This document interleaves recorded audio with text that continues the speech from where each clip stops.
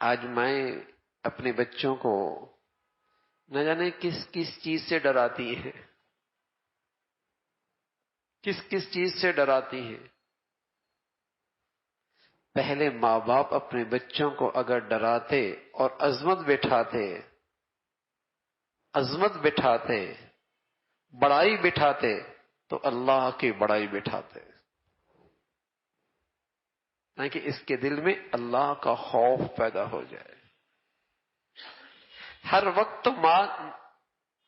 اولاد نظروں کے سامنے نہیں ہوتی، باپ کی نظروں کے سامنے نہیں ہوتے، لیکن اگر اللہ کے خوف آ جائے، تنہائیوں میں، تاریکیوں میں یہ خوف آ جائے کہ اللہ دیکھ رہا ہے، اس کی زندگی تنہائیوں کی کتنی صاف ستھری ہو جائے،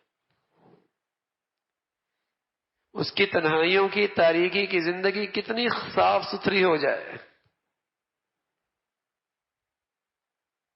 ایک سعادت مند باپ اپنے بیٹے سے کہنے لگے، یا بنی انہا ان تک مثقال حبۃ من خردل فتکن فی صخرۃ او فی السماوات او فی الارض یأت بها اللہ۔ تو ماں کی نظروں سے اوجھل ہو سکتا ہے، باپ سے بھی دور ہو سکتا ہے، تو مخلوق کی نظروں سے بھی محفوظ ہو سکتا ہے، لیکن بیٹے تو سمندروں کی تہ میں ہو، پہاڑوں کی اوٹ میں ہو، فضاؤں کی بلندیوں پہ ہو، کہیں بھی ہو، محتاط رہنا، اللہ تو تجھے دیکھ رہا، اللہ تو تجھے دیکھ رہا۔